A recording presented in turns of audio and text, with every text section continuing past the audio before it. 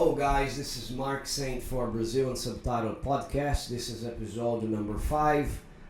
You guys might know by now that this is an extension of the old but still very active channel called Brazil Unsubtitled, an idea that came to bring a solution for the problem that you guys foreigners have about Brazil.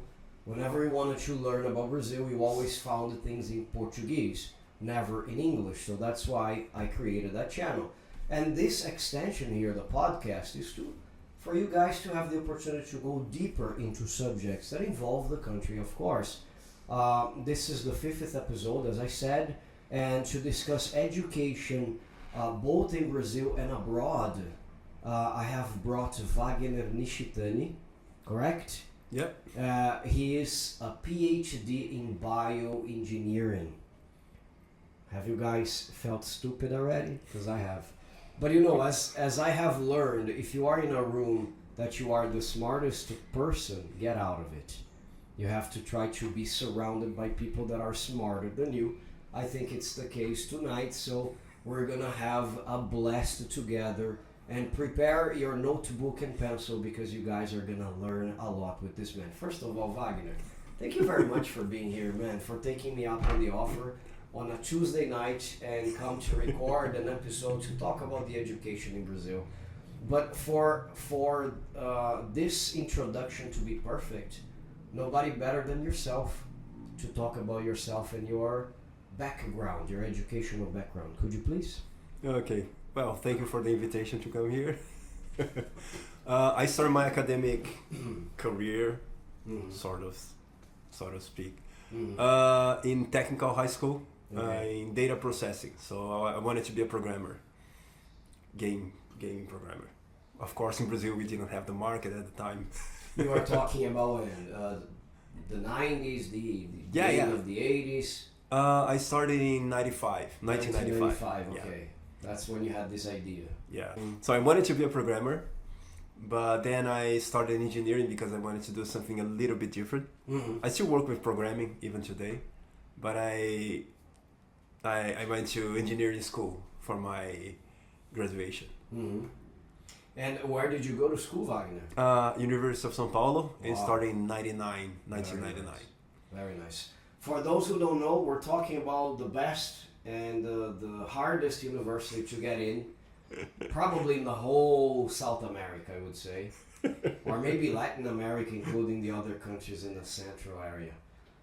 But it's very competitive, and it's supported by the government of the state of São Paulo. Am I correct? Yeah. So the best scientists and the best professional are supposedly from there. I'm not saying that we don't have any other good professionals from other universities, but normally USP is very well ranked every time there is a ranking of the best universities. Is that right? Yeah, I think they just fell out of 100 place.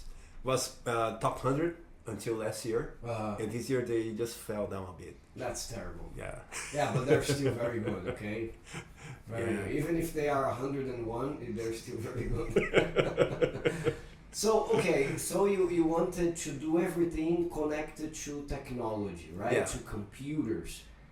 Was it a passion, or you saw that the future had something to do with mechatronics? Started with gaming. I started with gaming. Yeah. Because I always liked the video games, but when I was really young, we didn't have it. You know, I was born in 79. Okay. So you are a year older than I am. Probably we played the same games. Yeah. Definitely. So when I was maybe 7, I got an Atari 2600. I remember that. So that's kind of around those times, and then my uncle, he brought home MSX. Was a lot more advanced than an Atari 2600. That one I don't remember. We had the one Master System.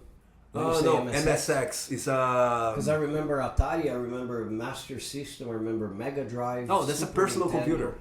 MSX is a personal computer. MSX is a personal computer. Yeah, Gradiente used to have one. I forgot the name of that, but it was all black. monitor, little box. I definitely Keyboard. don't remember that. Yeah, my uncle had that one and was really, really more advanced than anything I've seen How old before. were you when you had the first contact with it? Probably close to 5, 6. 6 years old, you already had contact with a machine like this. Yeah, my uncle was really into technology. Nice. He's actually now working in China, I guess. Wow, that's very cool, man. But I'm not really sure what he's going to do right now, but he was working in a kind of bridge between Brazil, the company Brazilian company in China, to bring new products to Brazil, technology products. I think it's more towards telecommunications, but I'm not really sure. Wow, very nice. So, it's in the blood of the family to be hyped by technology. Yeah, so he really liked that, and he had an MSX with a floppy drive. It was really, really uncommon. At that time, everything was cartridges. Yeah, I remember. So it was really weird. Wow, a little floppy disk. A little floppy Where disk. should I insert this? Yeah, the 3.5 inch, the smaller one. The other computers at that time, they had a 5.4, one that bigger. was more flexible. Yeah. I remember that thing. You would put in If you are young, please don't laugh at us because we're probably sounding like dinosaurs right now. I remember you had to put inside and Yeah. You had to turn something. turn a lever down so that the disc would be inside. Yeah, the head would just approximate. And I remember the capacity, the storage. It was like it's something bytes. 360K kilobytes. My God. And 3.5 inch, they're the save icon today. So everything, because of this passion, Wagner, that you had for everything that concerned electronics and stuff, you guided your education towards this objective. At that time, I'm not asking about 6 years old, a little fast forward. Did you have a target established in your head already? And I'm asking this. Sorry to interrupt you. I'm asking you this because Asato was here. Asato, we are close friends. We all play basketball. This guy is a very nice person. Knows Asato as well from episode number 2. So Asato said, no, the Japanese are very smart. They're always involved in education, wanting the best vacancies in the best universities. Did you have a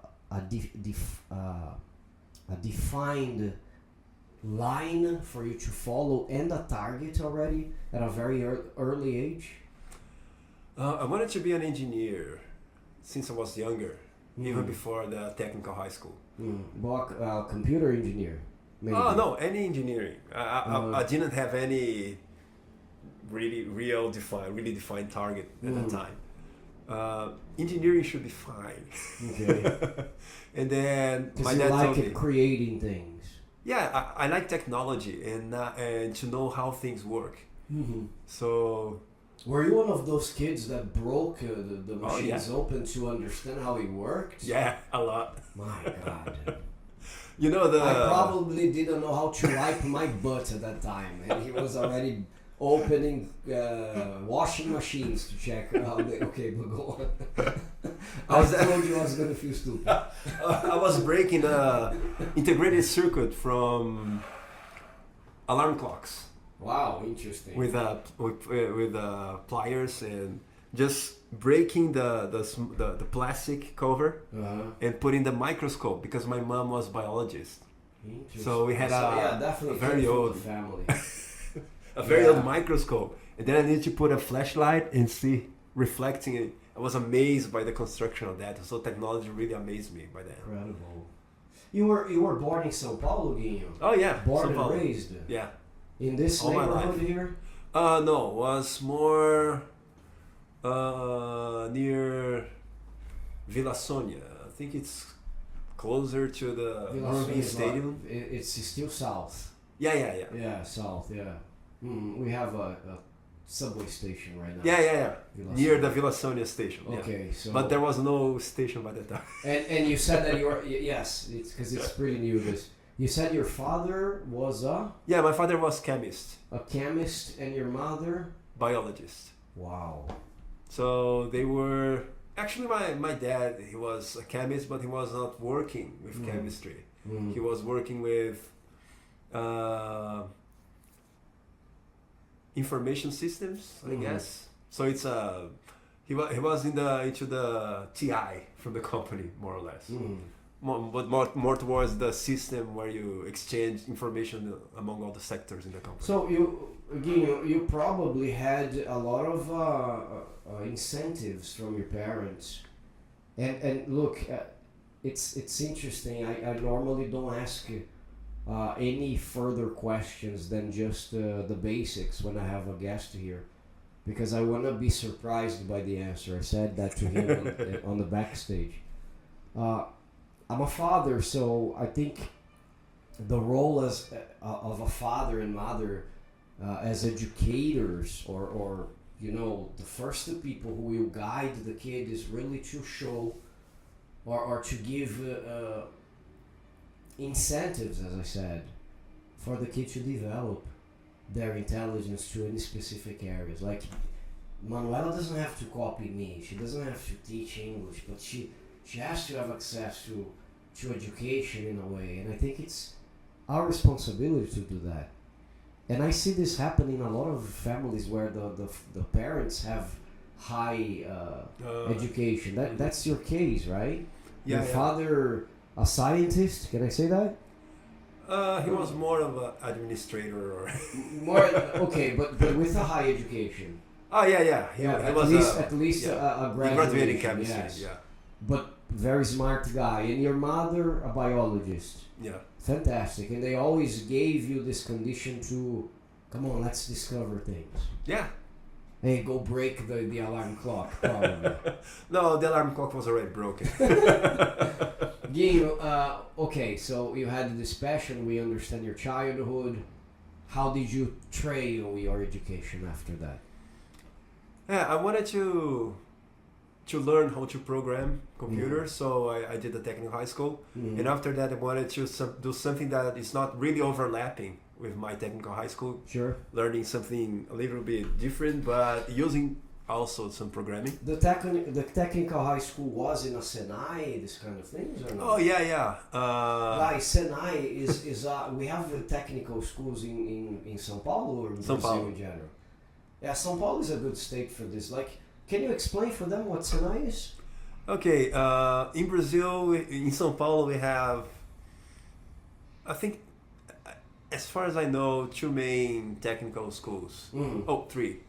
You have the Senai. We have a lot of how can I say? You have a lot of places in many different cities that have a lot of branches. Yeah, right? a lot of branches. Yes, a lot of units, if you will. Yeah. And they teach like mechanics for the young people. They teach mechanics. They teach what else? Electronics, electrics. Am I forgetting anything? Civil construction. Construction. So if you want, it's like the Association of Industries. Are they responsible for the Senai? There's an entire federal system for that. I think part of taxes on everybody in the country goes towards this system. It's like giving the kids, guys, an opportunity for them to learn a profession at a very early age. I'm talking about, let's be honest here, okay, crystal clear with you guys. The middle class to lower normally, right? Are the ones, I'm not saying that higher classes, but normally they are more focused on these kids so that they can go and have a profession very fast. When I turned 14, I had this oh my god, this doubt if I should go to a Senai or not. I ended up not going, but my brother did Senai, so it's a very common thing here. I don't know nowadays. Is it still? I think it is. It's still. In São Paulo, in particular, we have Senai, but also the ETES, Escola Técnica Estadual. This one I never heard, I guess. I think it's maybe on the same level or even more branches than Senai. It's like they are technical high schools only. So Senai, I think Senai is also technical high school. But in this case, you have. I went to ETI São Paulo. I think it's the old downtown São Paulo. But you have a lot of these even in São Paulo city, many branches. So. Oh, and I never heard of that. I guess at least I can't recall. Yeah, and you have also the federal school, technical high school too. So you have these three main. I think the federal you have only one near Metro Tietê. Yeah, the federal, Escola Federal, they say, right? The Escola Técnica Federal. Escola. FATEC is college, is another level. Yeah, okay, FATEC, I think it's in Brazil we have this kind of graduated in increasingly more complex. The high level will be universities, where the goal is for you to learn how to produce the technology. Yes. You have the technical. It should be kind of similar to community colleges in US. You mean the technical colleges here in Brazil? Yeah. It should be FATEC. Okay. And in this case, a FATEC would work for you to operate, not to create. Yeah. Right? That's the idea. You know the technology. You know how to use the technology.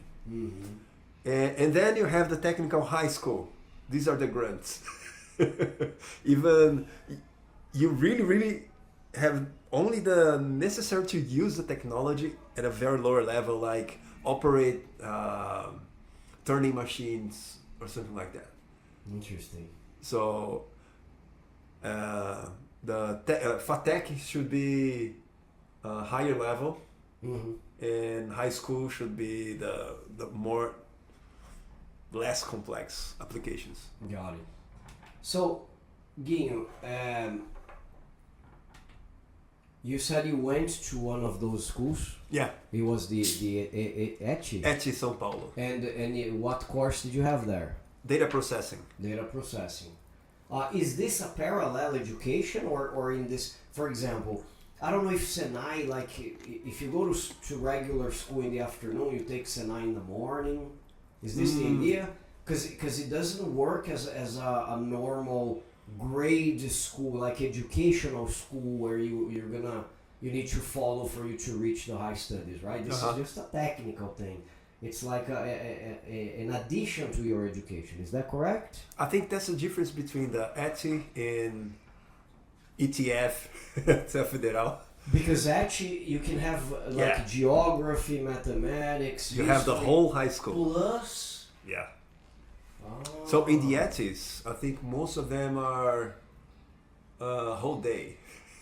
Wow, and that's what happened to you. You stayed the whole day, like 7 in the morning until what, 6? 4 in the afternoon. No, probably if you guys are from the United States, Europe, you won't be surprised because I know that we're gonna get there to compare, but I know that you guys go to school in the morning and normally stay until 3 or 4. That's very normal. For Brazil, only if we pay the private schools, right? Yeah. Yeah. Because then we have what we call integral, that the kids can stay morning and afternoon. Yeah. Right? But the public schools, that doesn't happen. Go on. So you studied at ETI, and then what happened after that? So after the technical high school, I was working with programming for 2 years, and then I applied for I was willing to apply for engineering college. Okay. So, but because in Brazil, technical high school, you don't have the whole high school. It's kind of half of the subject. Yeah. We don't have the whole high school experience because you don't have time. You divide among the technical. You leave what you're saying. You're going to leave high school with some deficiencies in some specific subjects that are essential. Yeah. If you want to enroll in at USP, for example. Exactly. Unicamp, that is really good. Am I right? Yeah. Getúlio Vargas, maybe in a different area. Yeah, in math, I think I had everything. I had everything for math. Okay. In the technical high school, but geography, No. History, no. So what did you do to make up for the lack of this subject? We have the preparatory schools, right? Like Anglo, Etapa. You have these preparatory schools for applying for the colleges. In Brazil, we have this. It's not like US SATs or something like that. Now we have ENEM, right? It's kind of like SAT. Yes, But, and ENEM is really popular among the youth, right? Yeah. I see a lot Right of now people it is. studying hard. Yeah. Yeah. By the time I was applying, there was no ENEM. Mhm. So every single college, university, you have their own exams for you to take. So for you to get into University of São Paulo, I didn't have all the subjects, so I needed to do this preparatory course. Yeah. So I was working during the day, and the night I was taking this preparatory course. And You were working. Let's repeat that, okay? He was working during the day, which is very common in Brazil, and going to school at night, trying to get an opportunity, to get a door at USP, which is really hard. I know people with good conditions that stay all day studying for 2 or 3 years, depending on the course. Medicine, you can put 5 years, 4 years, every day, even Saturdays and Sundays. So you worked until like 6 o'clock, and then you went to school. supposedly 8 through 5. Uh, And then the preparatory course started at 6 until 10. my God, And then taking the bus back home, my God, waking up at 6 again to go to work. my God. And what did you work with, Guinho, at the time? Programming. I was programming ERPs, Enterprise Resource Planning software.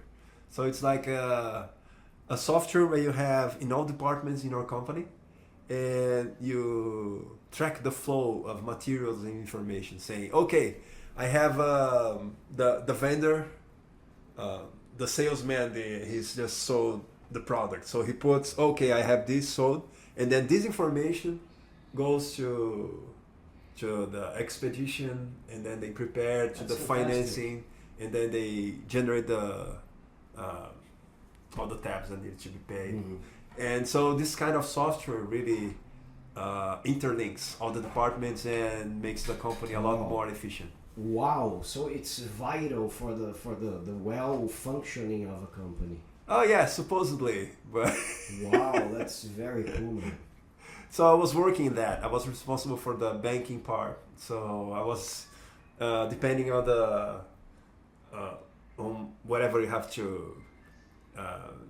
generate some kind of what is the name of that thing? Something for the client to pay. Like bills, Yeah, invoices. invoices. Yeah, Okay, that's you- it. So yeah. So but was this like a billing department or something? Yeah, it was the communication between the company and the bank, and the bank generate the Yes, invoice. got it. It's invoice, yeah. Okay, yeah, that's it. I forgot this. So then, and when you went to school at night, you were already talking about the pré-vestibular that we say. Yeah, that's it. Which he just explained, guy. Vestibular here is the test that we have to be approved for the university. So there are some prep schools that will cover the whole life, the whole educational life. Am I correct? Guido? Yeah, The whole educational life for you to be prepared to finally apply for the test and be tested from the whole academic life or educational life actually in one single test. You said with ENEM was different. Nowadays you apply only for ENEM and you can be approved at USP, just so the people understand. I think. So you're not having the test from USP, the university. Oh, you still have. You still have. You do have it. So you Yeah. need to have a name plus the USP test for you I to think be the approved? USP is branching the ways for you to get in. No problem. relax. So, used to be only their own exam. But later, after NA started to exist, you could have part of NA and part of a exam from the university. Now, so you can combine the two scores to have a better chance of getting in. Okay. Yeah. So, but now I think you have some courses. I think some of the courses you can get in with only NA. Interesting. You can choose the way you get into the university. I think the future is to just migrate all to NA in the future. But for now, I think... Sorry, go on. University of São Paulo is supposedly a very conservative university in terms, in administrative terms. So they like to have their own exams. So they didn't want to just give up on that. So you don't believe in the possibility that NA will be the thing? I think it will be, but later, not now. They're still... I think they have some avenues to entry only NA, but not every... I think not every school. But Guinho, if you allow me, for you to start considering NA as your test, like I am USP, okay? For you to start considering NA as the single test that you could be approved for the University of São Paulo is because they are starting to do a good job, I believe, no? Yeah. It like comparing our time, like back in the 80s and the 90s, and what we have today. Can I say this is a progress for the educational system of the country? Oh yeah, I think so. To have finally come up with a test like this. Yeah, I believe so. Because in US you don't have the SATs or something that you can apply to 10, 20 universities, right? In Brazil you have to do one exam for each university you're applying. So it's crazy. Yes. In my case, it was easy because my parents said, we don't have money for college, so you need to get into a public school. Wow, as we say, livre espontânea pressão. We say that in Portuguese, which means free and spontaneous pressure. So you are free to be pressured. Wow. Yeah, in Brazil it's different from US. In US, public schools are paid less money than the private. But you need to pay school in US. In Brazil, public school is completely free. So... Oh, thanks for touching the subject, because I was going to ask you this. The difference between, when we talk about higher education, the difference between the United States, that we normally take as an example here, and Brazil is that the public schools, the public universities are the best ones, right? And the private schools are the ones that are normally for those people who couldn't pass. Please don't hate me, because I went to one that I needed to pay, so it says a lot about me. So if you can't pass, you normally go to a private school, right? Or if you don't want to take 10 years of schooling, school. you know, screw it, I'm gonna go for a private school. My father can pay. So, but that's it. In the United States, Harvard, for example, is private. Yale is private, so it's totally different. MIT is private. Yeah. Right? So USP, no, USP is public. Yeah. Right? Okay. So were you approved at the first? No. Really? At first I was really bad. Really? How many times did you try again? Just two once? times. Just once later. After the preparatory school. Okay.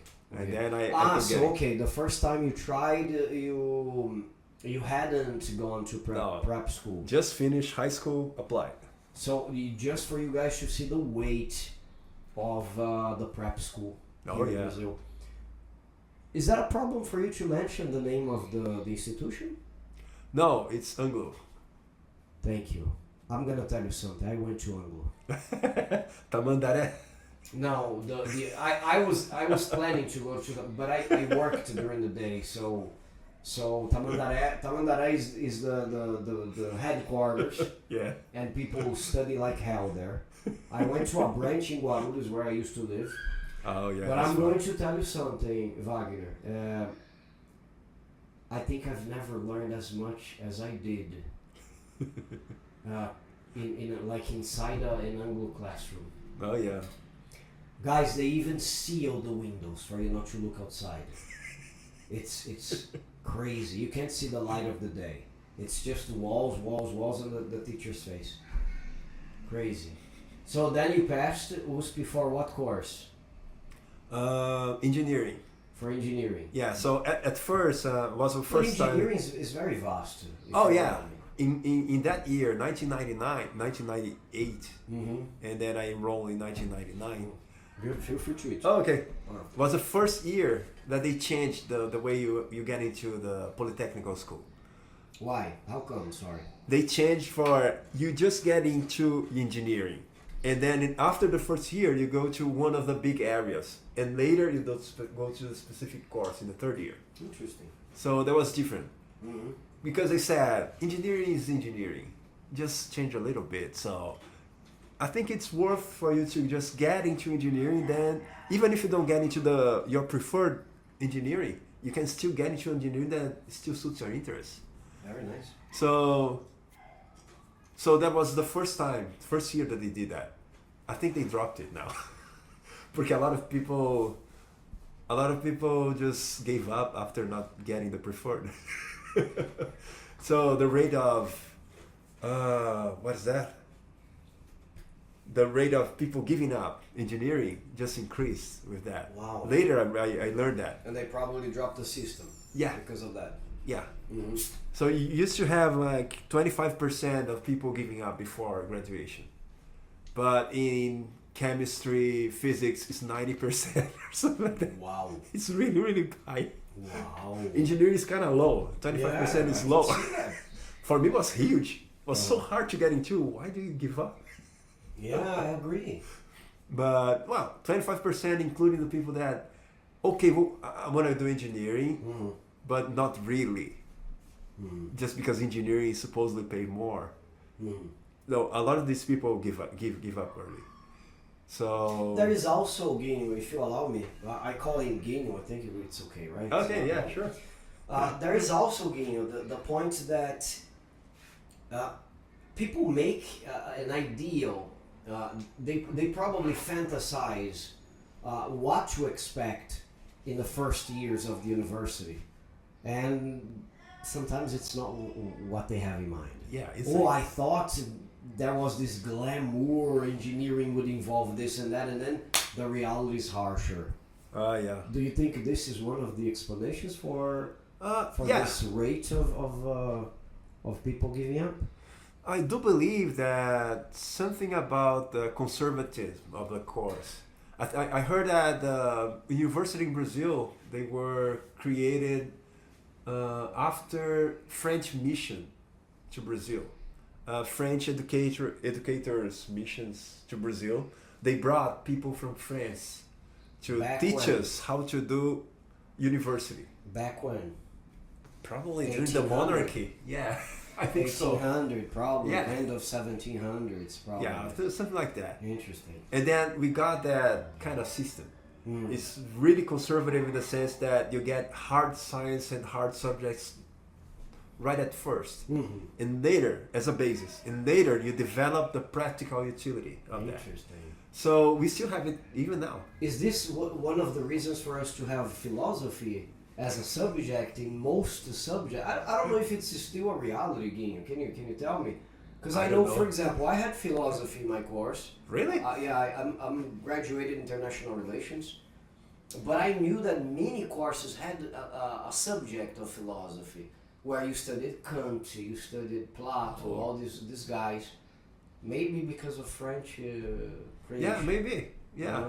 Because the idea was you get a lot of theory first and later you apply. So in engineering, the first 2 years, we call it the basic cycle.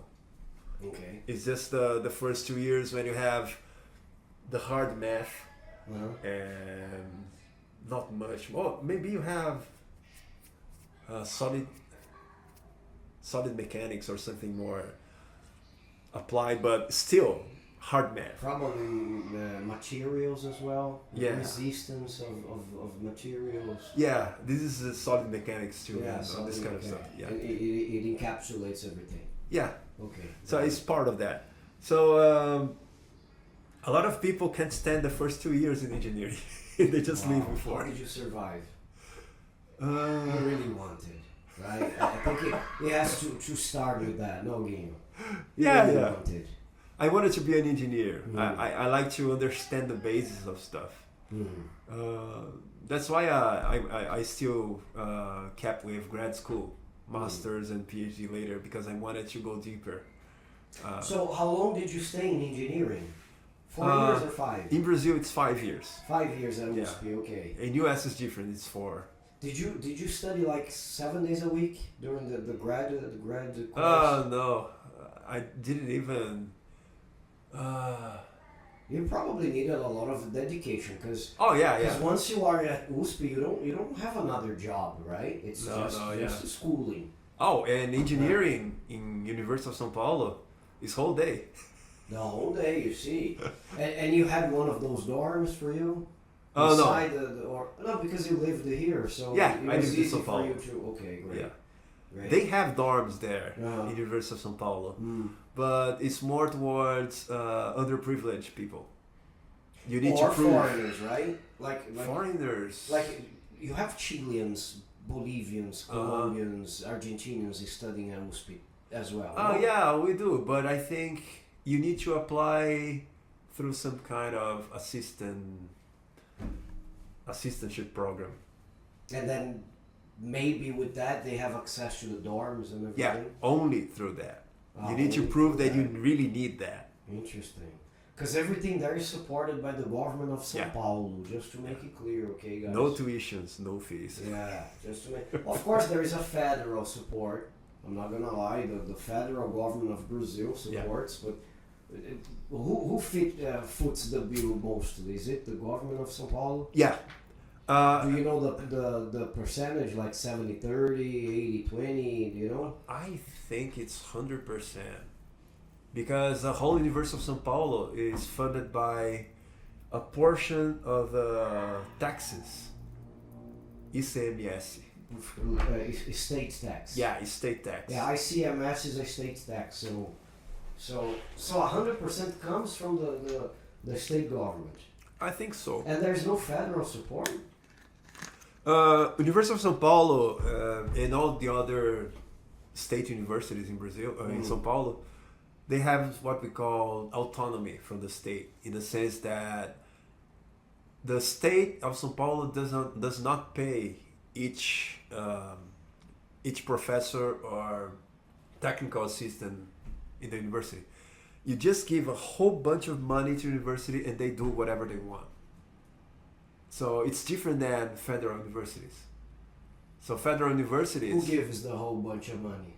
State of São Paulo gives a bunch of money to University of São Paulo, and then they decide what to do with that. Interesting.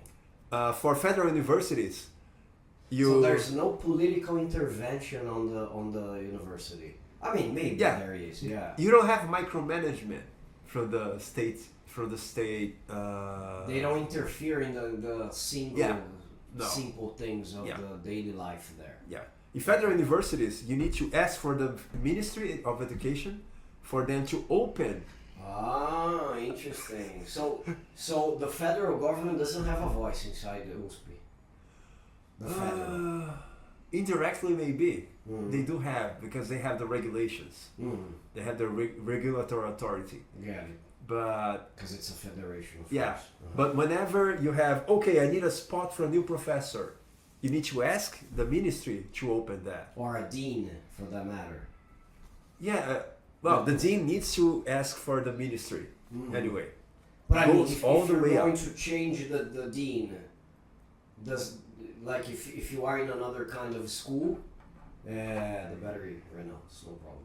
No problem. If you are in another kind of a school, maybe you need to have their opinion in nomination of someone, and that doesn't happen at USP. Oh, at USP, I think the governor of a state, he can appoint who's the dean. Dean is the highest? Yeah, I forgot that. Oh yeah, okay. Yes. Yeah, so it's the dean. Yes. So the governor has a list of 3 names given by the university, and then the governor chooses which one will be the dean. Wow, the governor. Yeah, But you have a lot of autonomy because the university gives the governor the 3 names. Of course, he can choose some other name, but it's not really whoever is picked is already aligned with the institution. Yeah, which supposedly. is fantastic. Yeah, but of course, the governor he may not use this list, but it's not really. You have some kind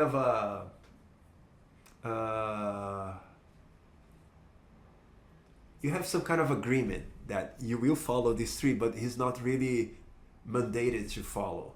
Interesting. But it's really a kind of political scandal when he doesn't. The same thing for federal universities. The minister of education, he can't choose between the 3 names. But there was some occasions that they did. Maybe they put a 4th. Yeah. No, I have my daughter here. Look how beautiful she has those curls in there. I think she's perfect for the job. Okay, sir, no problem. Guilherme, 5 years as for engineering. Yeah. What happens after? After that, you can go into grad school. We can go to masters and or PhD.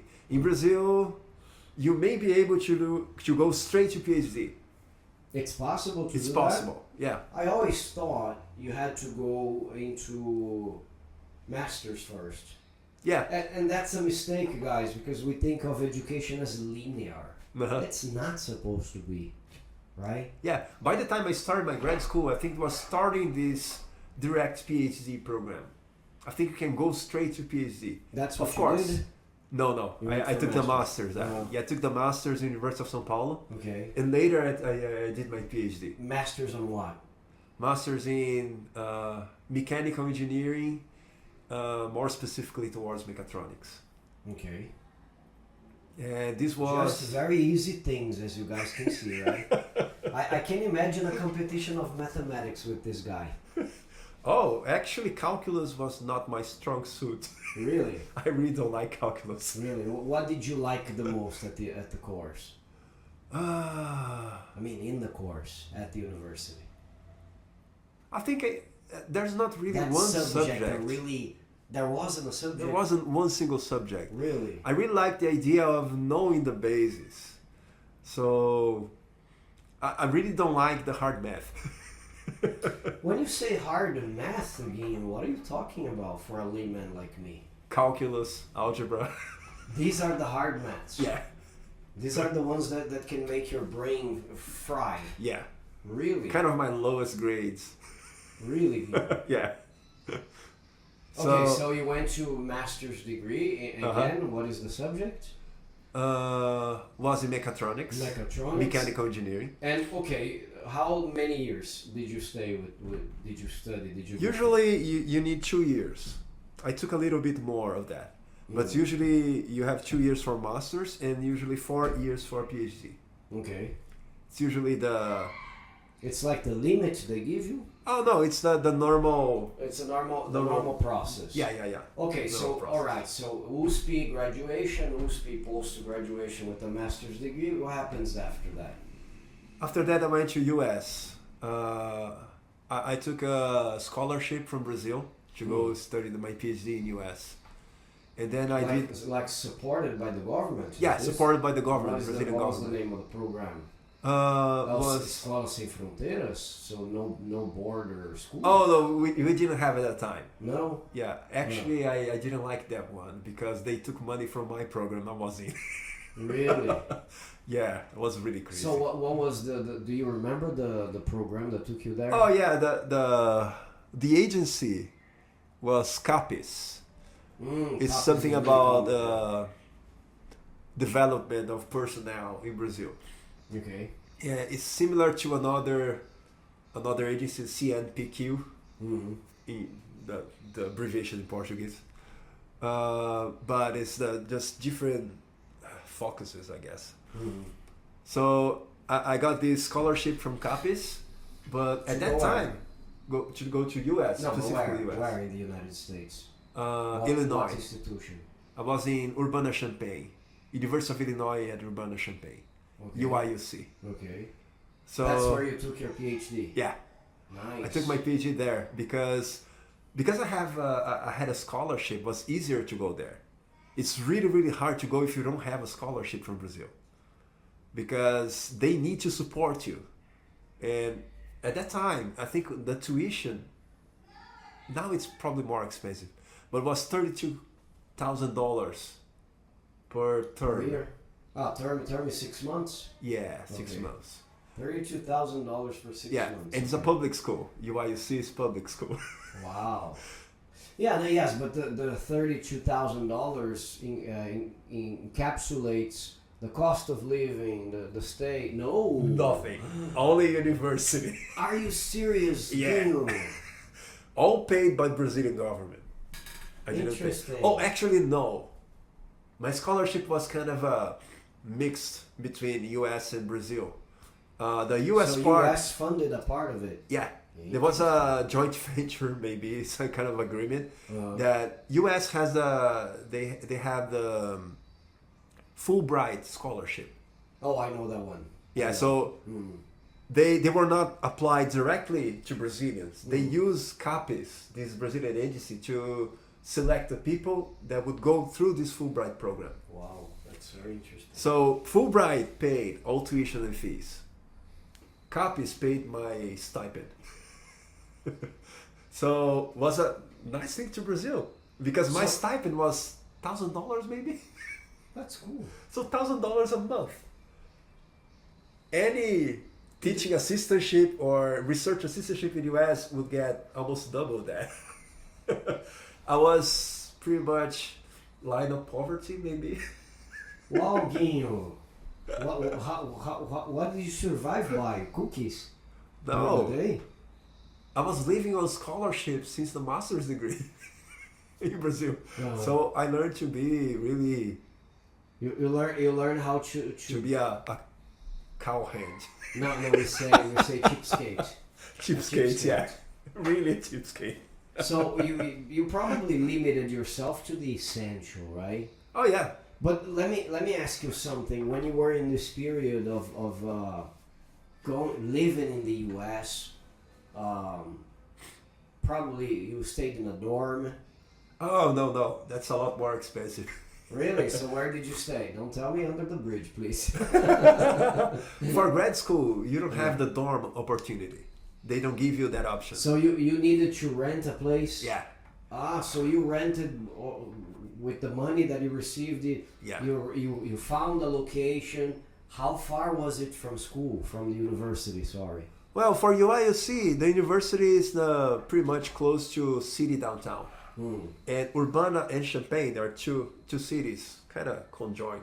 And so it was not that hard, the commute. No, it was really easy. Nice. I had a bicycle there, and I just that's there. very cool, man. Of course, in the winter I use my car. I needed to buy a car there. Sure. But my first year, I used the service from university housing, and they had houses for visiting scholars. Me and my roommate, there was another guy from my research group in Brazil. We went together to US. Nice. We stayed the first year together, and we rented from Brazil with university housing. And then we stayed in that university house for 1 year, and then later we split. And he went to his apartment with his fiancée. And I think he was already married by then. And then I went to another apartment, but I needed to rent my own. Interesting. Because university housing was not really cheap, but was convenient for us in Brazil to rent. And with this scholarship, again, you had peace of mind for you to dedicate to your studies and your studies only, right? Yeah. You didn't go through any hardship during this period, I believe, because you knew how much you had to shell out, and you limited yourself to stay inside this budget, right? Yeah, exactly. Okay. Yeah, I know that people in US, when you have a research assistantship, you have your own PhD subject. You're working towards some field or a specific research, but your research assistantship may not be exactly the same thing. So you need to work on the research assistantship and then in your PhD. If you can combine the two things, okay, but sometimes you could not because your advisor had specific money for these studies, not really your PhD. Wow. Then sometimes both things are not really converging. Wow. But in my case, I had my scholarship from Brazil. So any advisor in US, oh, free work labor. Wow. It so was not really.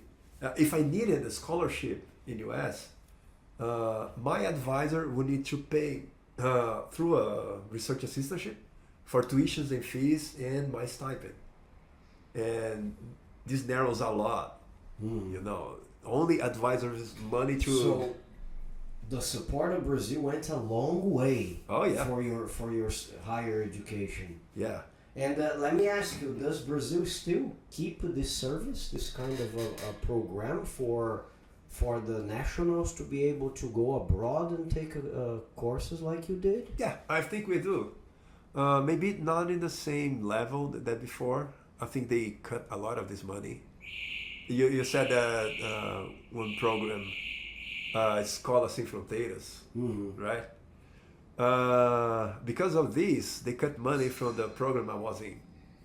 So by the time I was leaving US, I think we have only one technician in Brazil.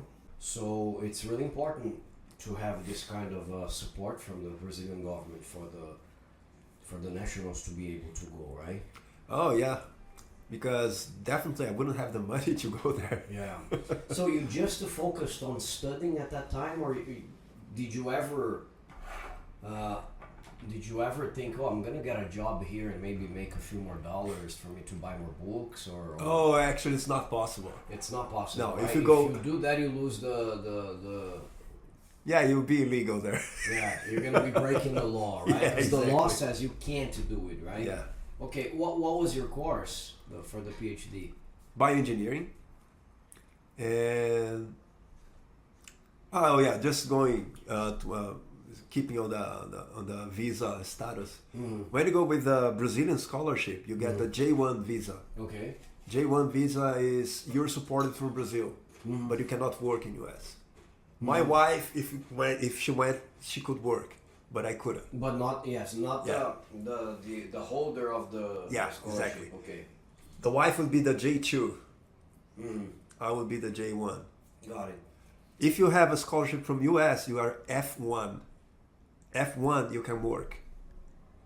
F1 visa, you can work there because you have the citizenship from US, so you can work. But your wife cannot. Interesting.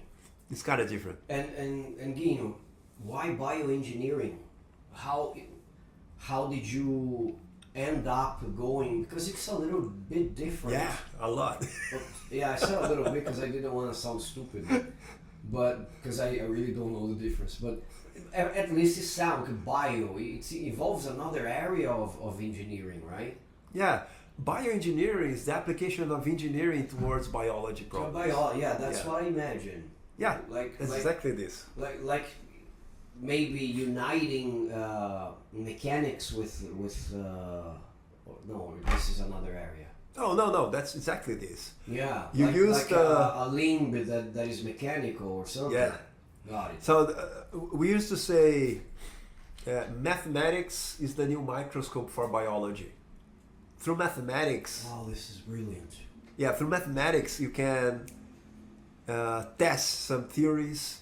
Okay, I believe this phenomena comes from this thing, and then I will apply this mathematical equation, and you can predict what will happen. And if it really happens experimentally, okay, so probably this is really the mechanism involved. Interesting. So when you use engineering, you're talking about everything. The part of solid mechanics, you're talking about the computational sciences. So you have a lot of different stuff for you to simulate, and by simulating you can guess what is the most important factor and what is the minor factor in this kind of thing you're seeing in biology. I used to say to my students that when you have some proteins on the membrane of a cell, but somehow they knew that some of these proteins, actually they're not one protein, there are four proteins all together working as four identical proteins that unite to make a channel through the membrane. And then you think, how do you know it's actually four? You cannot see the protein. Now you can, but not at that time. But so you go for a mathematical calculation. yeah, you can make a lot of experiment, and you see that everything happens when you're thinking of, okay, I have one or two. One of the ways that you can test the protein is mechanically pulling something. But how can you make sure you're pulling that protein? You know that this protein attaches to some other substrate, protein, substance, or whatever. And then you use something like a little sphere covered with this thing that connects to this protein, and you use lasers to apply mechanical force, and then you see something happening there. And then they saw that, okay, that's why you know that you really have this kind of protein, this, and you have not one protein, but a set of identical proteins in this way. And you can infer a lot of things through modeling. So if you don't have mathematics, you cannot see that. How biologists work, they apply some reagent and see what happens. But they don't know what's happening in the micro, less than micro, nano scale there, right? This is to shut up a lot of people that say, where am I going to use mathematics? Mathematics is not used in life. It depends on the area that you're choosing, my brother. Báscara. If you are choosing an area that is completely away from the sciences, from discovering things, look at what this guy is saying. Like, I knew I was gonna be baffled with him here. Thank you very much for coming. I knew it, buddy. How did you pick up bioengineering? I mean, okay, I can picture yourself finishing master's degree, approved. Congratulations, you're a master now. Okay, what is the next step? Okay. I can see you like studying, so I want you wanted to be better and better, and then you probably looked at a range of possibilities, maybe not connected to bioengineering. Maybe you had a prior idea in your mind. Am I right? Yeah, the whole story is kind of more pragmatic. Oh.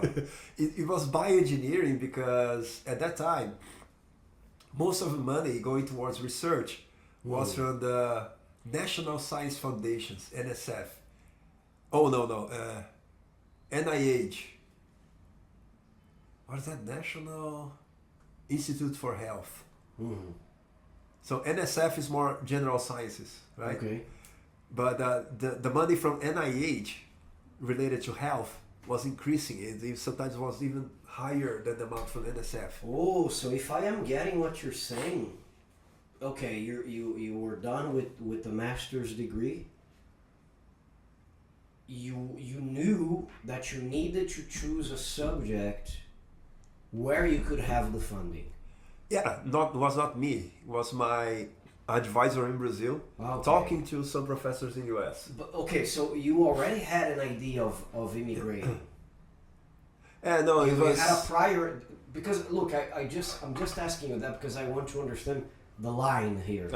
Like, okay, I'm done. What am I doing? Oh, I'd like to study in the United States. All right, so I have this target. How do I get there? Okay, I need funding. Okay. Do you understand what I'm saying? Okay. So which one came first? First you said, no, I'm done. I'm going to go for bioengineering. And then where? Oh, they have courses in the US. So US came later. Do you understand what I'm saying? Or you knew that for you to get a very high quality educational PhD, you would have to go to the US first. I want to understand your line of thought after graduation was done. When you're talking about going for a PhD in another country, you start with your network. Who do you know in another country? Okay. So you have already partnerships with professors from another country. But it was an idea to go abroad. That's what I'm asking. Oh yeah, it was an You idea. didn't think of PhD in Brazil. No, I was already thinking Of going abroad. going abroad. Yeah. And I just want it to be clear for our viewers and also our listeners, because this episode is also being podcasted on Spotify and everything. I want it to be clear for our viewers and listeners why Brazilians think of going abroad. Maybe it's a stupid question because of the level that is offered abroad. No. Actually, I think for most people, if you're thinking, okay, I want to be a professor in Brazil, I'm gonna take a PhD somewhere. If your advisor in Brazil has somebody that works already as a partner from another country, they already have some kind of conversations, and this guy, okay, I can take your student there, and then later you'll go back to Brazil. It's for the experience as well. Yeah, usually for the experience. Uh-huh. So it was offered for me, okay, why don't you go there? I wasn't actually thinking in going there. I was actually thinking of taking a job in Brazil. Okay. So, and okay. So It's really, a nice experience. it never crossed your mind to go for a PhD abroad. Your advisor was the guy who Yeah, planted the seed in your head. yeah. I had no. I'm You were not- more pragmatic, right? No, Yeah. I'm done. Let me work. I need to make money. No, the guy said, no, you have more schooling to do, Guinho. Take it easy. Yeah, I was never kind of ambitious person, so Interesting. I wasn't thinking of getting the top of the world. No. Mhm. So I wasn't thinking of going to US. And later, before finishing my master's, my advisor asked, "Why don't you go there?" And I thought, yeah, maybe Why it's a not? good. Yeah, and then I was working towards two things simultaneously: working in Brazil and maybe going to US. Hmm. So, and then okay, if I'm going to US, I need to have a scholarship Mhm. from Brazil or from US. And then the possible advisor in US said, okay, you have a lot of more money in US if you go towards biological studies. Okay. And then, okay, então, because it's not only your scholarship, you need a lab to work in. And the lab to work in There's a needs to have whole money. range of things, right, happening, right? People think it's that simple. Now, if you're working in bioengineering, I work with cell culture, really biology stuff. You need to have a lot of money to do that. You need to have microscopes, incubators, a lot of infrastructure. Because it's not only theoretical. You're not Yeah. only getting those free Uh-huh. books. You need to put to test. Yeah, you need money for equipment, and it's really, really expensive. You have if you want to have a very nice microscope, $100,000. That's a lot of money, Guinho. Yeah, and you need to have a camera and everything. And I'm talking about a really basic microscope, not really. Wow. If you really want something that goes really deep, really, you need lasers, and it's $1 million. Guinho, how many years of PhD? 5 years. 5 years of PhD. That's the normal, or you extended? I kind of extended because for Brazilian standards, I extended. My scholarship in Brazil was covering 4 years. Mhm. I needed to work there as a teaching assistantship for the last year Oh, in US.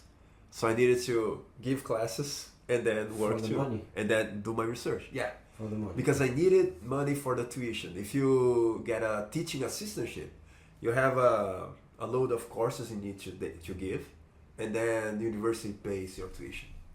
Interesting. So I needed to do that for my last year. But then I had a agreement with a Brazilian agency that I need to go back after 4 years. I needed to write a letter to ask for an additional year. Mm. And then they accepted after I provided assurance that I have already funding for my 5th year. So because the idea of the Brazilian government is to bring expertise Yeah, for the professionals and have them work in Brazil. exactly. But that's not happens sometimes. Yeah, People end up being absorbed by the United States market, yeah, and they, because of the opportunities. And by listening to you saying this, Guinho, it just crossed my mind that when you mentioned the microscope, for example, and the 100K for you to access a very simple one or a basic one, actually, I say, okay, that's the reason why we can't compete. Because Brazil is, come on, it's hard to say that. It's not really a poor country. Our GDP is about $3 trillion, $3.5 trillion. But you can't compare to $30 trillion that the United States has, you know, and how much of this GDP of the United States is used actually for education. I don't know. I don't have the numbers, unfortunately. I should have prepared myself. And I don't know how much is invested here as well. So it's kind of a very unequal game here, right, Guilherme? yeah. Actually, from the people that went with me in my year to US, I think some of people Stayed. kind of stayed, but later came to Brazil. Was kind of unaccounted for a little while. Accounted for is a good one. They disappeared. Oh my god. And later they found the guy, and the guy returned to Brazil. But actually, The guy was living in California. Venice Beach. yeah, when you take the scholarship from Brazil, you need to come back and work in Brazil the same amount of time that you took to get the PhD in the US. Yeah, I imagine. so it's a your counterpart to Brazil for the scholarship is working here. That doesn't mean you have to pay the money back. No, you never need to pay the money back if you work here. If you work great. Yeah. It makes sense. Yeah, of course. The country is investing on you. Yeah. So, okay, how did you like bioengineering? Yeah. Because you didn't, you're a smart guy, but you didn't have much experience on this. So Oh, no experience. no experience, thank you. So you started, how did you like it? Oh, I like it very much because biology was one of my favorite subjects in Brazil. Interesting. So And combining the two was you were probably baffled by what you I saw. considered medicine when I was in Brazil. Alongside engineering, I thought, okay, medicine may be nice because I like biology. But then I was scared of a patient. And no, I don't want to deal with that. I prefer Because to it work with involves machines. so many other things, no? Yeah. Relationship and stuff, yeah. How did you like taking the course in the United States? What was the experience like? How much did you learn with that? Yeah, it was really nice. Because when you go to US, you take some part with graduation people, undergraduates, and it's completely different from Brazil. So what you're saying is they mix sometimes like Yeah. the levels. Yeah, I've heard of that. yeah. When you take some courses for your PhD program, you have some courses mandatory for the graduate part. And then you take the courses given by the grad school, and you have some other subjects, more basic subjects you can take with the undergrads too. And I took something. I've heard of that. I think it was on programming, not reprogramming, but numerical methods. The math part before programming. So I took some with some undergrads too, and undergrads can take grad courses with no problem. That's fantastic. Part of your options to take. So this is one of the biggest differences you have seen compared to like the education abroad and the education in Brazil, right? Because here is very linear, right? You have like the undergraduates here, the graduate there, so they don't mix. Yeah, usually in Brazil you don't have much choice in the courses, right? Because you need to take this in your first year, this in your second year, this in the third year, and you don't have much options about that. Okay. You don't have, there are not many variations. Maybe in my case, in my engineering course, I think I needed to choose 2 or 3 disciplines in the whole 5 years. But now, these days, I think they're increasing this optional stuff that you can choose. Mm. But in US, you have a lot more. You can graduate in majors and minors, right? You have, I graduated major in this and minor in this. It means that you took courses to really take the diploma for your major. But you also Took some courses towards something else. That's so cool. Yeah, man. in US you can be more generalist. You don't need to be limited. Yeah. Because education is not limited, it's not linear. Let's be honest, right? Yeah. It's In just US, something people establish here. yeah. I think comes with all the philosophy or establishment of universities in Brazil, right? Yeah. So Needs to change. yeah, in US you can engineering in Brazil, you have linear algebra. Mhm. In US, you don't have that necessarily. And this is the basis of a lot of stuff in engineering. In Brazil, it's supposedly essential part of your first 2 years. In US, it is not. So when I was in grad school in US, the teacher, the professor was talking about a lot of stuff. I said, oh, this eigenvalues, eigenvectors, is something of linear algebra. And I asked, why don't you just set as eigenvectors? Because I can't. Undergrads are not supposed to take that course necessarily. Wow. So we are This is more so heavily on the theory than the US. It has something to do with the philosophy, how you mount, you assemble your university, right? During your PhD studies, what was that thing that surprised you the most? Not only about the country, but let's say about the subject that you had chosen to become a professor of philosophy about, which is PhD, right? Yeah, philosophy doctor.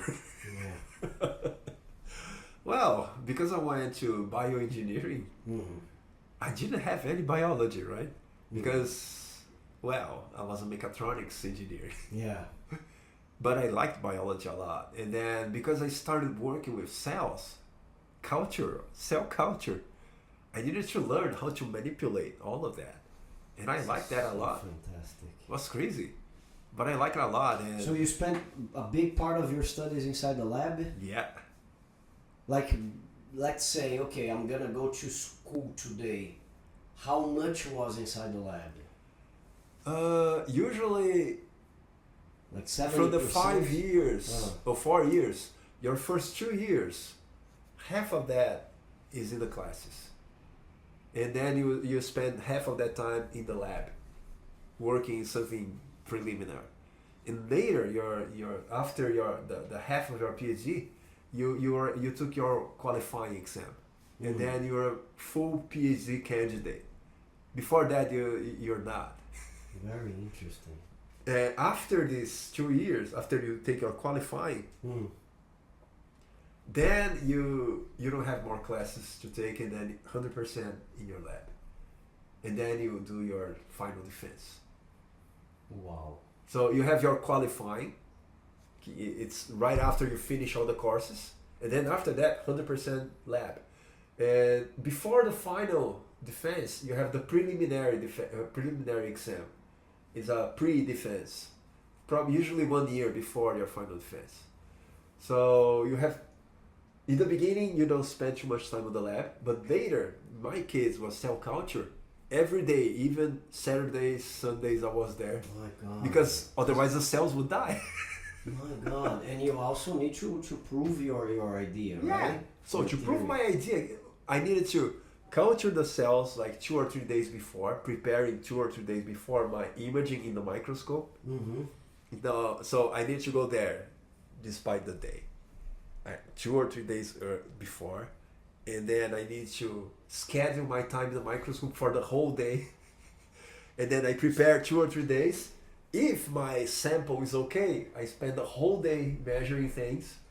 And then I interpret the data and already scheduling for the next week. And my life was like that for 2 or 3 years.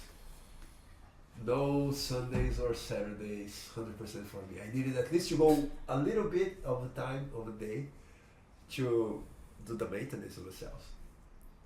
Dinho, you have a lot of schooling, man. Let me ask you, do you have to present your theory or your thesis to like a board of teachers? Oh yeah, final Just defense. Just like in Brazil? Yeah, exactly the same thing. How was it for you? What was it? Traumatic? It was okay. It was okay. You were approved. Yeah, I was like approved, this? but committee usually is tough. Only Americans. In my committee, we have Chinese, one Nepalese. No, not Nepalese. I forgot the name. It's one small country near India. I don't think it's Nepalese. It's another. And three Americans. And no. There was one Korean too, I guess. There was a Korean. I don't remember. It was 5 committee members. And how was it? Oh, they make the tough questions, of course. I believe. Yeah, but if you work on your stuff, even if what is a tough question? It's like kind of challenging what you got. You know, how are you sure that you made this? How is your conclusion correct, given the data you have? And then you need to explain. You were prepared for everything. Yeah, if you do everything thoroughly, you have every data. The thing is, a lot of people get very nervous, and even if you know how to answer, you just freeze there. Yes. A lot of people do that. Yeah, they can't work under pressure. Yeah, that was not your case.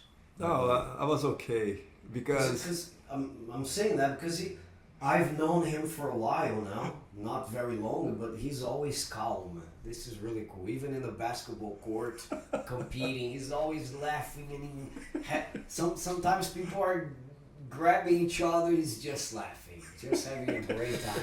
So I believe it was the same with the presentation of the. Oh yeah, even a committee member said, "Oh, when they asked me some stuff, I just gave him the straight facts. I said." Yes, this is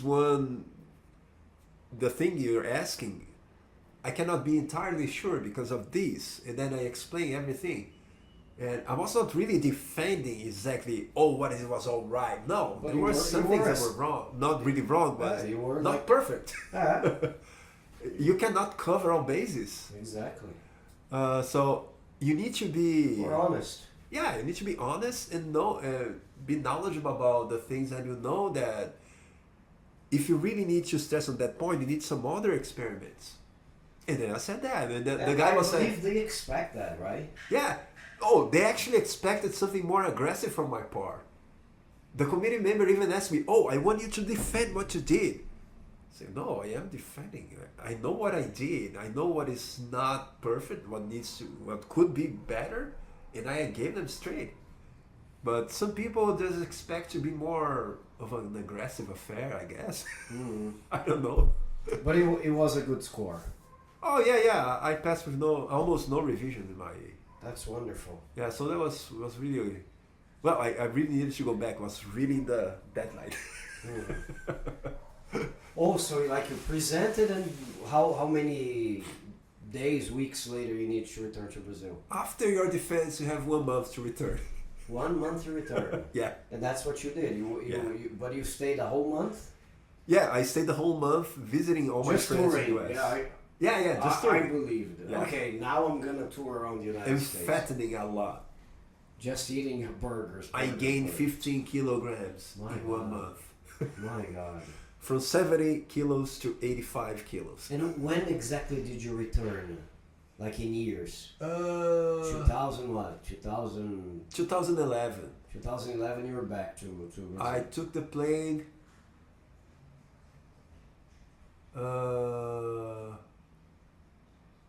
10th September 2011. One day before 10 years of 9/11. Yeah. And during my flight, I got a television in the airport saying that they just stopped a terror attack in that day. That's terrible. And I was flying back to Brazil. That's terrible. My God. I didn't choose this day. It was exactly 1 month after I defended. Yeah, you needed to return. Yeah. Guinho, when you returned to Brazil, you returned immediately with a job waiting for you? No, that's the problem in Brazil. You don't. Really? You're expected to stay here 4 more years after you did 4 years in US. In my case, was 5. Mm. You're expected to come back to Brazil and stay 5 years, 4 years. But they don't give you the They job. don't give you a job. And would you say that you were way too qualified for the jobs that were being offered? Because that's a problem sometimes. Yeah, People actually, look at your resume and say, man, you could be an astronaut. I don't have a job for you here. yeah, in Brazil, the thing is, only universities absorb PhDs. Yeah, you There have are to no- go to the academic area. Yeah, if you did a PhD, you will be a professor in Brazil. Or you open your startup. Either way. But if you want a regular job, it's professor. There's no other opportunity. But you wanted to be a professor. At first, no. That's why I kind of hesitated to go to PhD. Because being a professor was not really my dream. But then, I told you I needed to do a teach assistantship, right? Yeah. So... You ended up having contact with the Yeah, professor. and I thought, no, it's not that bad. Mhm. So it's okay.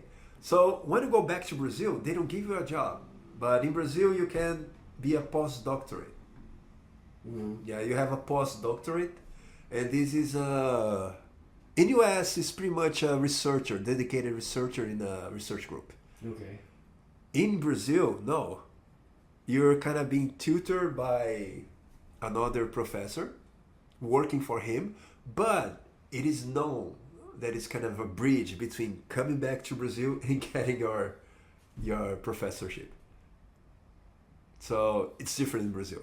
In US, postdoc is pretty much the guy that's working 24/7 in the lab. It's crazy. In Brazil, it's a lot more relaxed. But you don't have a job. That's the thing. It's So how completely long uncertain. did you stay without a job after you returned? I returned to 2011. I started my postdoc in 2012 and got a professorship in 2015. My God, it's a lot of study, man. Yeah. A lot of study, man. Yeah, but it was You not have a really very crazy. expensive brain right there. Yeah, that's the thing. So okay, so you started teaching in 2015. Yeah, You've been teaching for 10 years 10 now. years. Yeah. Same institution. Same institution. Okay. Yeah. Is it close? Close to the neighborhood here. Yeah, kind of. Kind of. Yeah. Is it kind a of close. federal, a public? It's a federal private? university. Public. So what is it like for you to be a professor of bioengineering? You teach? Yeah. In my university, it's supposedly biomedical engineering, but in practice, it is bioengineering. What is the difference? Is bioengineering is generic. Anything engineering in anything biology. Biomedical engineering is more towards equipment. You design, you repair equipment. So in our case, we are bioengineering at heart. But in name, we are biomedical engineering because the ministry doesn't have the bioengineering. It's a lot easier for you to explain, oh, we are biomedical engineering course, and they understand. If you The say, other one's not clear. yeah, the other ones, I'm not really sure. I think at that time they didn't have the name bioengineering as one of the specializations. So That's bizarre. we would not start, I heard people, we would not start this field ourselves. So we would just stick to biomedical engineering. But in my course, we have dentists, physical therapists, physicists, all giving Wow. classes in biomedical engineering. Interesting. Yeah, it's crazy. It's completely crazy. And me, mechatronics engineering, working in bioengineering também. Yeah, no, but you went to a Yeah. In my case, it was my PhD. Yeah, you have a background. Yeah, but a lot of people didn't have. Yeah. There was a physicist. There is a physicist. I think he's in the list of the most cited Brazilians too, internationally. It's crazy. He's a physicist that works with the human body mechanics. Wow. So he has a lab, and you put those white balls in your joints and runs on a treadmill, and he studies the mechanics of the movement. Wow, interesting. He has a group in my university that studies this.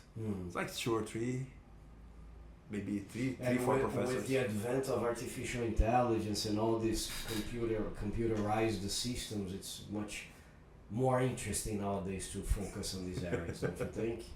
Because you have a better picture of everything. So let me ask you, buddy. Okay, so are you a satisfied professor? Yeah, I actually don't like that much because in Brazil, being a professor, you're more involved in a lot of bureaucracies and boring stuff, right? Yeah, you're supposed to do a lot of research and a lot of teaching, but in practice you cannot do that very well. So you need either to choose focus on teaching or focus on researching. And this is crazy. In US you have lecturer. Lecturer just give classes. And you have the professors. The professors mainly do research. I have heard Fernando Henrique Cardoso one day said this.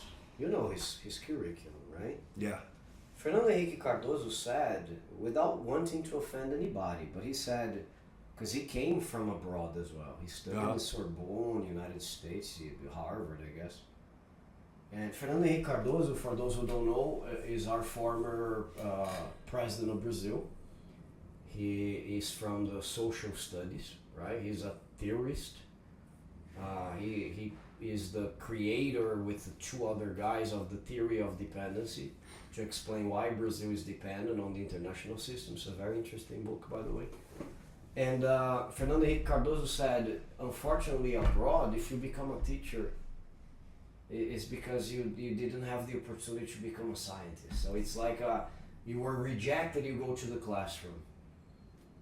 And some people got offended but he said it's the reality abroad.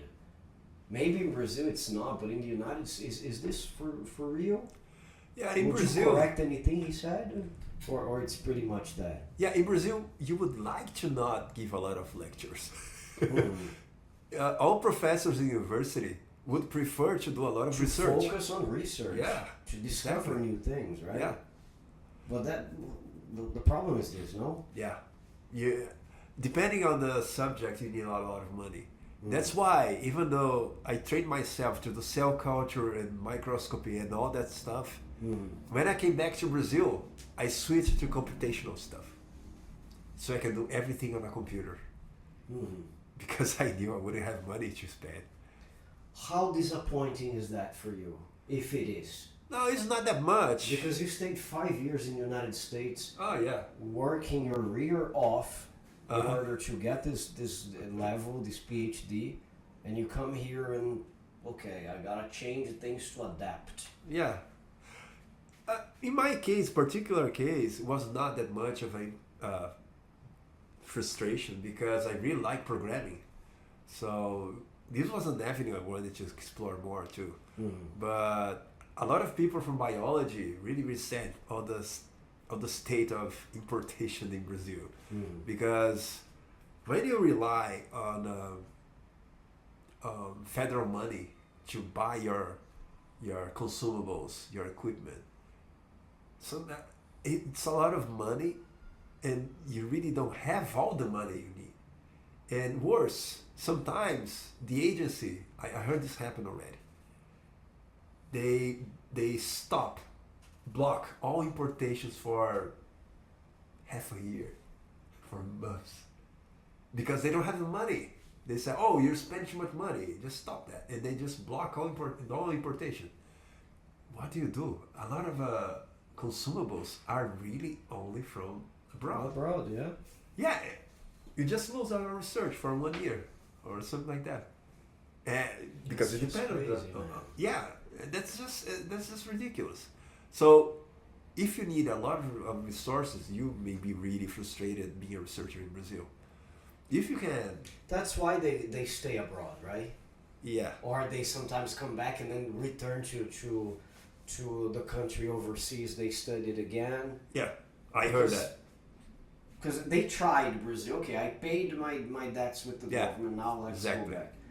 I know this guy Marcelo Gleiser. You probably know him from PUC. Yeah, I think I heard of him. He's an astrophysicist. Yeah. Went to the United States. He's still there, man. Yeah. Unfortunately, the government of Brazil loses professionals, academics, because of that, because of the resources. Yeah. How about when you look at all the things you have done for your profession? Any regrets? I should have done more research. You should have done more research. Yeah, because I really. You mean to find the other areas, or you mean inside the field that you chose? Oh, inside the field that I chose. Okay. Yeah, because I tend to focus more on the thing at hand. So, giving the classes, giving the lectures to my students is something that more immediate. So I try to do my best at that, and then I kind of neglect my research, and that's bad. I think that's what Fernando Henrique wanted to say. Yeah. Because a professor won't have time to dedicate to Exactly. growing, you know? Yeah. And when you look at the education in Brazil, Guinho, and you by having had the experience that you had abroad in the United States, I'm not sure it's still, I know the best universities are in the United States, but I know there are so many other countries with a very high level education, right? So, but the United States is a good reference, I think, for us here.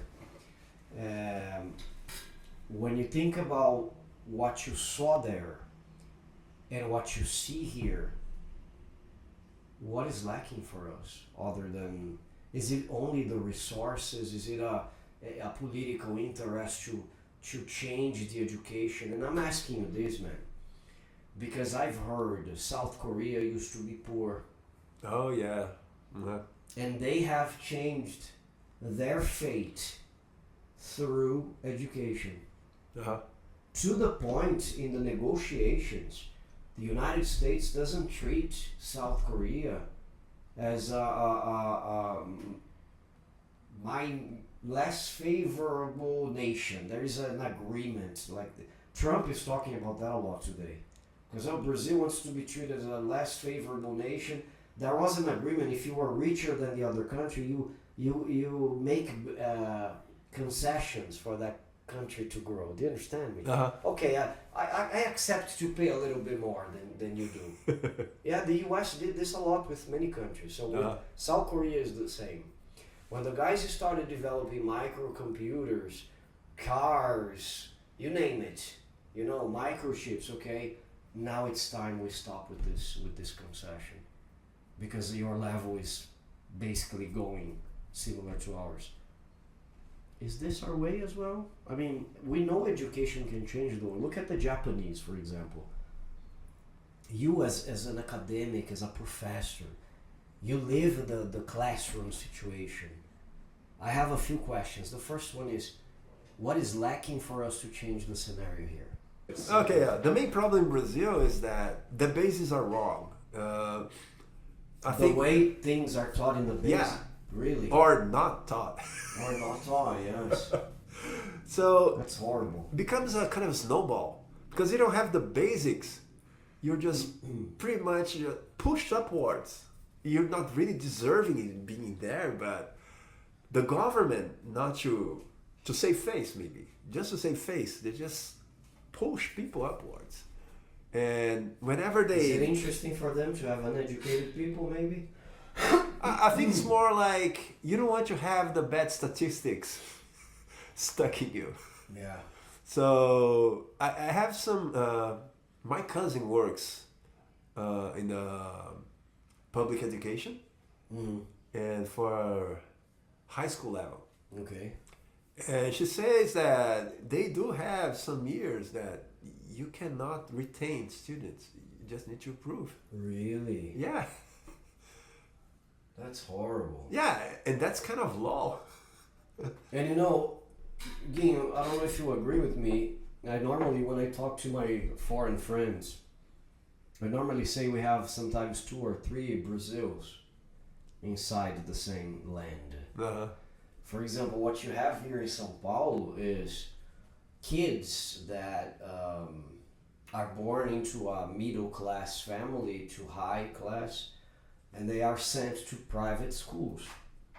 Like my daughter has never studied in a public school. And I'm not rich, okay, far from this, Jesus Christ. Very far from this still. But everything that I can, I do in order to keep her in a private school. Because I know the public education nowadays is not like when I was in school back in the 80s. I learned a lot of mathematics, from a public school, a state school, not a city hall school. And it's not what is happening nowadays. So families like mine will do their best, will sometimes tighten the budget in order to fit a private school. I'm very happy with the school she goes to. It's right here. Oh, yeah. On the avenue. Uh-huh. You know where I'm talking Yeah, about. you're talking about it. Yeah. So I'm very happy because the mathematics she has is beautiful. Like today she showed me, Daddy, let me teach you how to do this. You have to remove the comma for you to make this calculation. Wow, she's 10 years old. She's teaching me math again. So unfortunately, Brazilians who have some condition will pay private schools, no? So that their kids can have a chance to compete. Yeah. This has to stop, man. I went to Berlin, and I was in Vienna, and we met.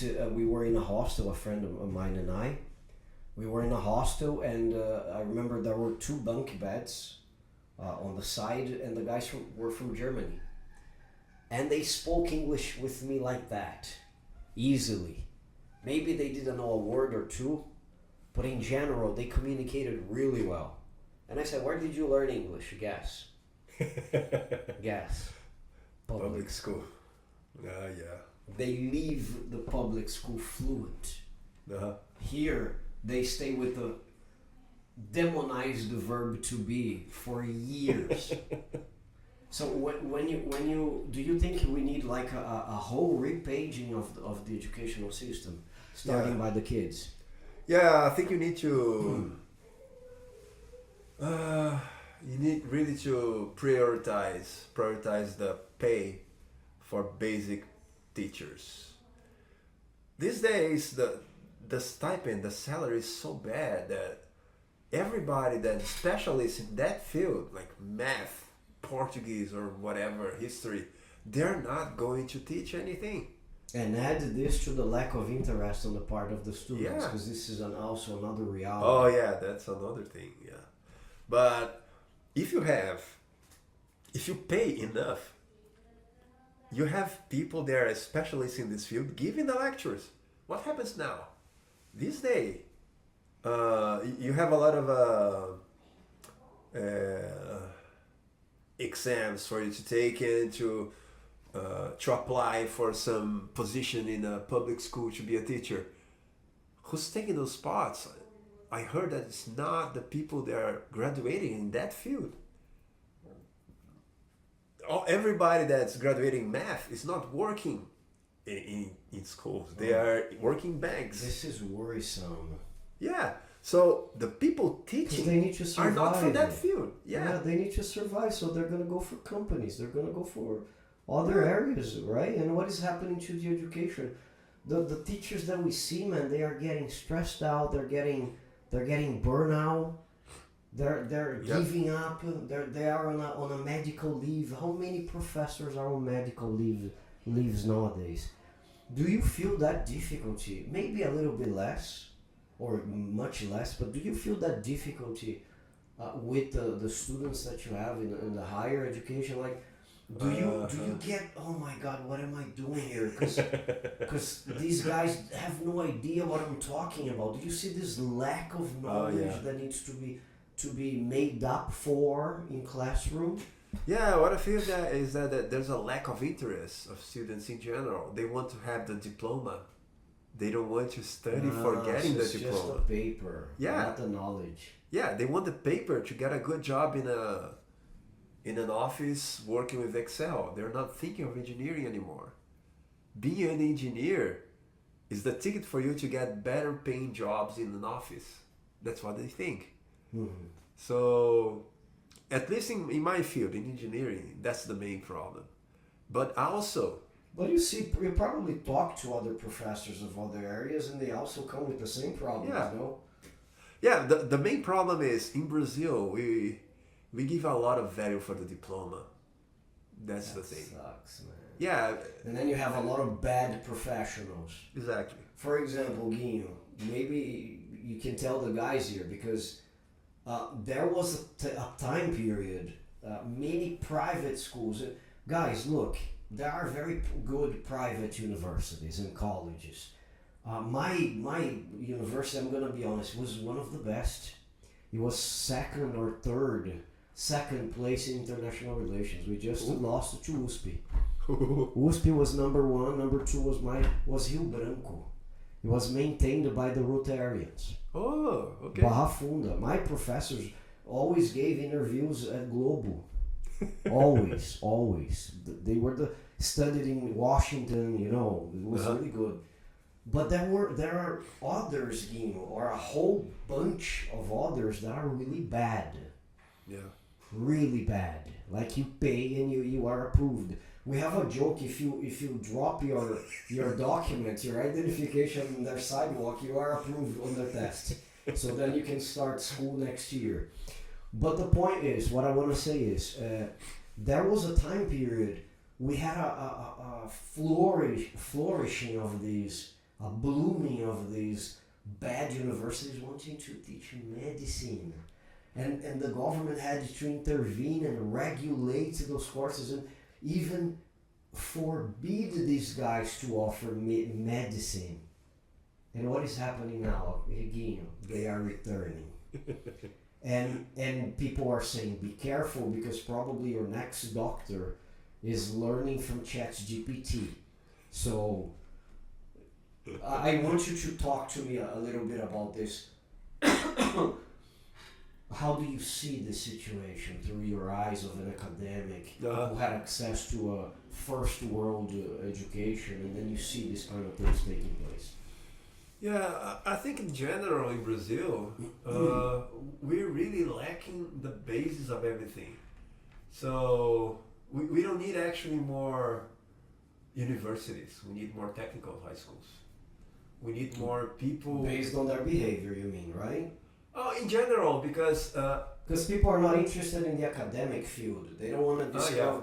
They don't want to develop a Brazilian car. They don't want to develop rockets to take us to the moon. That's the problem, right? But the people that are working in lower level technician jobs, they don't have this formation. They would be much better employees if they had the technical degree. But we don't give that.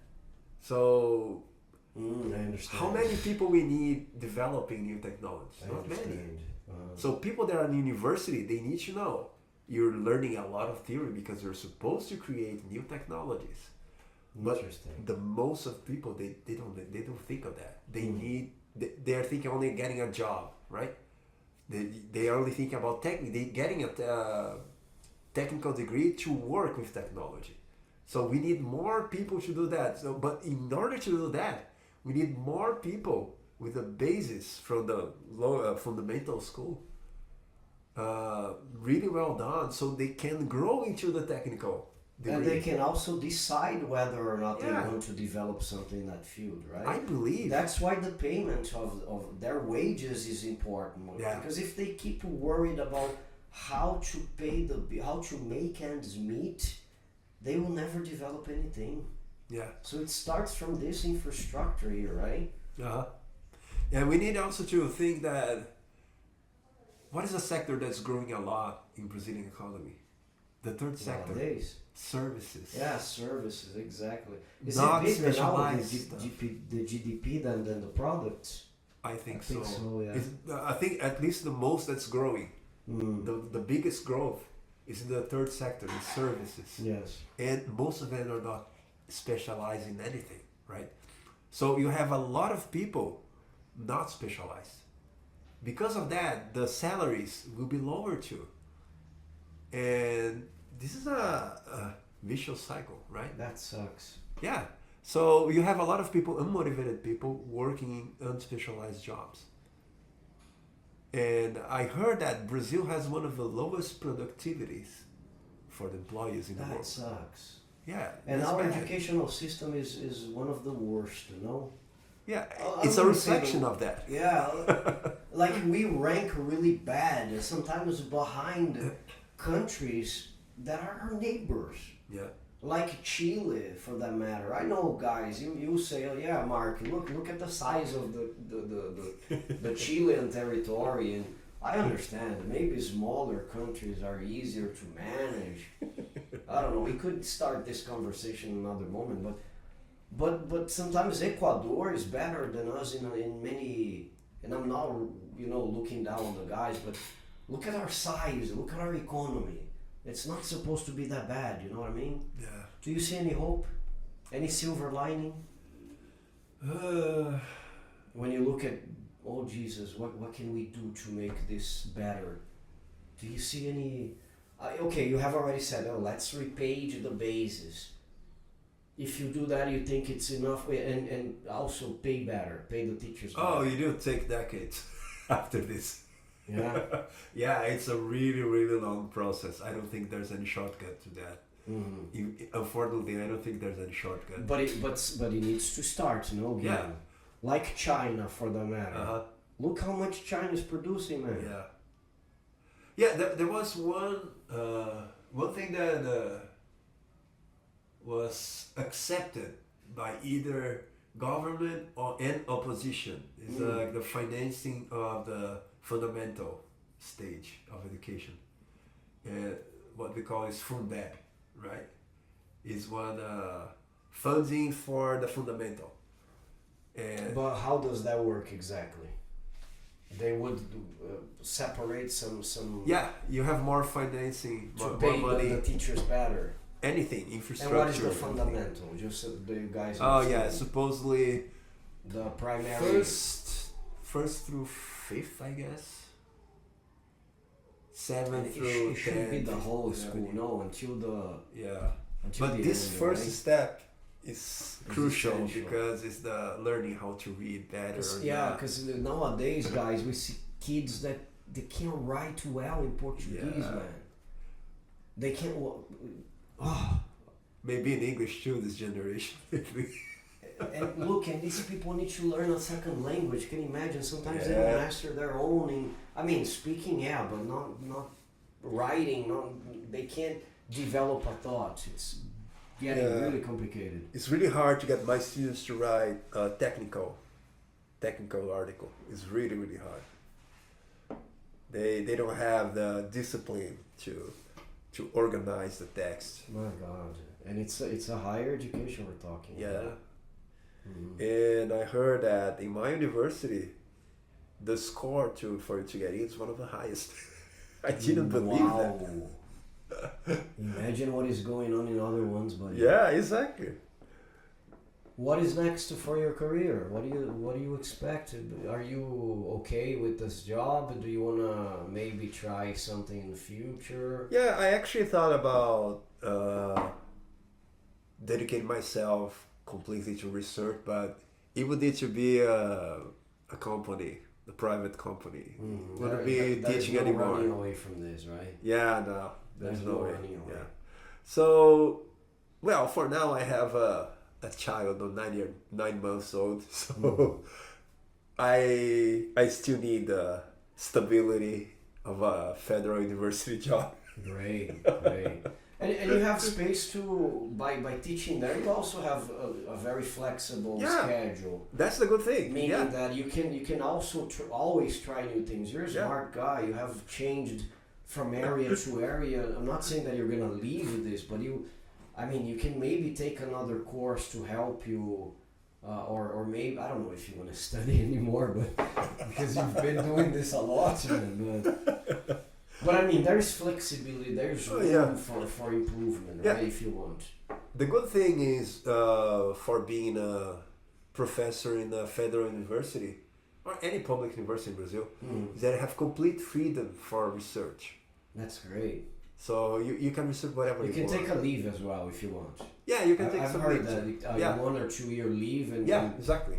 You can do that too. That's excellent. People usually do that to take a postdoc in another country with a partner of yours somewhere. Nice, and you don't lose the job. Yeah, you're still earning your salary, no problem. Very good, very good. I'm going to cut this interview short. Okay, he gave the reason why. I'm very respectful with his family, with his time. I'm looking at the clock here. It's been 2 hours already. The guy's here with me. We could go for the 2 hours more, but he has a baby. I understand this. I just want to thank you so much for your participation here, for so kindly accepted this. You know, it's a small project. It's just starting. I'm pretty sure we're going to be big one day, but I will remember all of you guys who look at me at the very first beginning and say, yeah, let's go for it. So thank you very much. If you want to leave any messages for the people who have listened to us and also watched concerning the education of Brazil or whatever, the floor is yours, please. Okay. Well, thanks again for the invitation. Really nice talking to you always. Pleasure. So a message would be, sometimes we are limited by our own mind about what we can do. In my case, I was kind of offered something abroad and I took it because I was interested. So my advice would be keep your eyes open. Very good. Especially in Brazil, you have the opportunity to go abroad, but you need to plan. Very good. So if any Brazilian watching us is thinking of it, so the recommendation would be start your thinking about your academic career, doing research early, still in your graduation. Very good. Yeah, and talk to professors a lot to learn what's going on at that time for how to go abroad. It's really important. Looking at a person that is already working with the area that you want to work at is a good idea as well. For example, I want to become a bioengineer, so I will see that teacher that is a name in bioengineer to see how he lives. Is this good recommendation? Yeah, it's a good recommendation too. Especially talk to people that lived abroad too. Because one of the things that you feel a lot as a Brazilian is that, specifically in US, where I got my PhD, is very different. Really? Sometimes we think the culture is so similar. Yeah. But it's not that much, right? But it's interesting because you understand exactly what it is, what it means to be Brazilian going abroad. So I really recommend it. In what sense? Now I'm curious. See? In what sense you really feel that what it is to be Brazilian? The proximity, the friendship, this kind of things? Because you interact with people in Brazil, only with Brazilians, right? So you don't know how it is outside. When you start interacting with other people, they have other way of thinking, other way of reacting to even the way Brazilians do. Like, we touch a lot of Brazilians all the time, right? In the US, it's not like that. Yeah. Everybody's, hi. That's true. That's true. It's kind of a shock to a lot of Brazilians. That's true. And I'm talking about only one thing in the culture.